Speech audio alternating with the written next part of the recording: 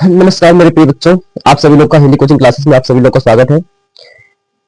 आज मैं आप लोग के समक्ष एक कविता को प्रस्तुत करने जा रहा हूँ और वह कविता हरिवंश राय बच्चन जी का है, जिसका नाम है पथ की पहचान। और इस कविता को हमने ना पता कितनी बार आप लोग के समक्ष रखा होगा। शायद इस कविता को आप लोग सुने भी होंगे, लेकिन हमें इस कविता को लगातार सुनते रहने की जरूरत है। ये जो कविता है वास्तव में हमें मार्ग दिखाने वाला कविता है, इसलिए मैं इसको पुनः फिर से एक बार कहना चाहूंगा। इस कविता का जो शीर्षक है वह है पथ की पहचान। तो क्या है इस कविता की पंक्तियां? इस कविता की पंक्तियां है कि पूर्व चलने के बटोही बात की पहचान कर ले, पुस्तकों में है नहीं छापी गई इसकी कहानी, हाल इसका ज्ञात होता न औरों की जुबानी, अनगिनत राही गए इस राह से पर उनका पता क्या, पर कुछ लोग छोड़ गए पैरों की निशानी, यह निशानी बहुत कुछ बोलती है, खोल इसका अर्थ पंथी, पंथ का अनुमान कर ले, पूर्व चलने के बटोही बाट की पहचान कर ले। हमें इन पंक्तियों का इशारा समझना चाहिए। हमें कविता के इन पंक्तियों के संकेत को समझना चाहिए। है कि पूर्व चलने के बटोही बाट की पहचान कर ले, अब पुस्तकों में है नहीं छापी गई इसकी निशानी, हाल इसका ज्ञात होता न औरों की जुबानी, अनगिनत राही गए इस राह से पर उनका पता क्या, पर कुछ लोग गए इस पर छोड़ पैरों की निशानी, यह निशानी मूक होकर भी बहुत कुछ बोलती है, खोल इसका अर्थ पंथी, पंथ का अनुमान कर ले, अपूर्व चलने के बटोही बाट की पहचान कर ले। यानी इसमें जो कवि है, इसमें इसमें जो प्रसिद्ध कवि है हरिवंश राय बच्चन जी, उनका संकेत अनुभव की तरफ है। वे हम लोग के समक्ष इस इरादे को प्रस्तुत करना चाहते हैं कि यदि मुझे तैरना सीखना है तो पानी में उतरना ही पड़ेगा, बिना उतरे तो तैरना नहीं आ सकता। केवल इंफॉर्मेशन इकट्ठा कर लेने से कुछ होने वाला नहीं। अगर हम इंफॉर्मेशन इकट्ठा कर ले, जानकारी ले ले कि नहीं इस तरह से पानी में पौड़ा जाता है, तो क्या मुझे पौड़ना आ जाएगा? नहीं आ सकता। तो फिर इंफॉर्मेशन अगर मेरे पास है, इंफॉर्मेशन की पढ़ाई मेरे पास है, तो ठीक है, एक पक्ष से देखें तो ये अच्छी बात है। लेकिन दूसरा पक्ष भी है कि इंफॉर्मेशन से ही सब कुछ नहीं होने वाला है, एक अनुभव भी चाहिए, और वह अनुभव तो प्रैक्टिस करने के कारण आता है, वह अनुभव तो लगातार कंटिन्यू किसी काम में लगे रहने के कारण आता है। तो पूर्व चलने के बटोही बाट की पहचान करनी, जिस रास्ते पे हम चल रहे हैं हमें स्वयं उस रास्ते की परख करनी होगी। इसकी कहानी किसी पुस्तकों से नहीं मिलेगी और न कोई मुझे बता सकेगा।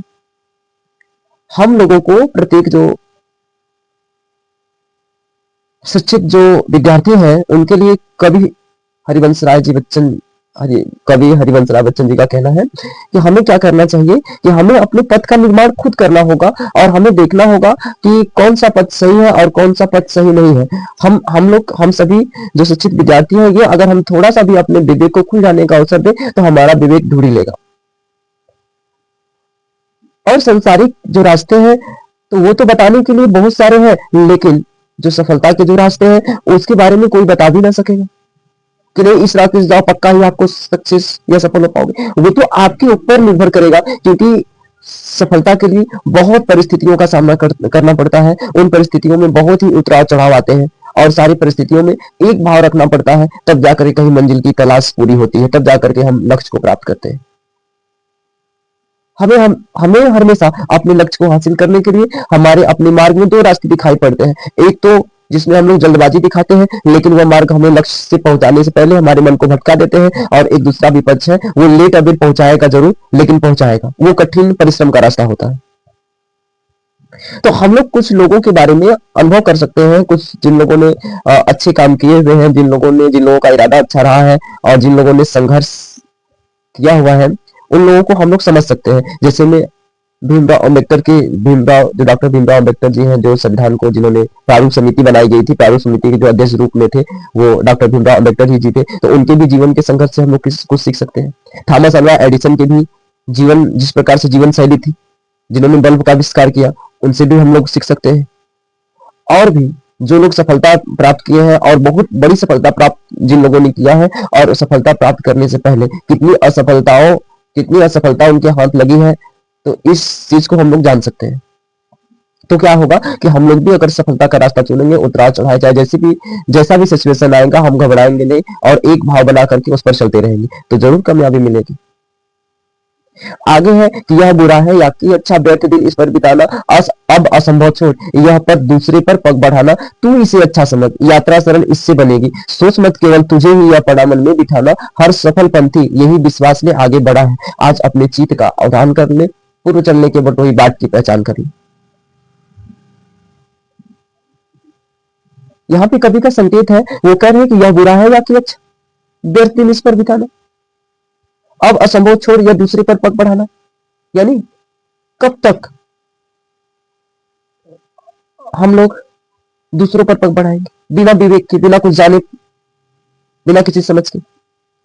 तो यह बुरा है या कि अच्छा, व्यर्थ दिन इस पर बिताना, अब असंभव छोड़ यह पर दूसरे पर पग बढ़ाना, तू इसे अच्छा समझ, यात्रा सरल इससे बनेगी, और सोच मत केवल तुझे ही यह पड़ा मन में बिठाना, हर सफल पंथी यही विश्वास में आगे बढ़ा है, आज तू अपने चित का अवधान कर ले, पूर्व चलने के बटोही बाट की पहचान कर ले।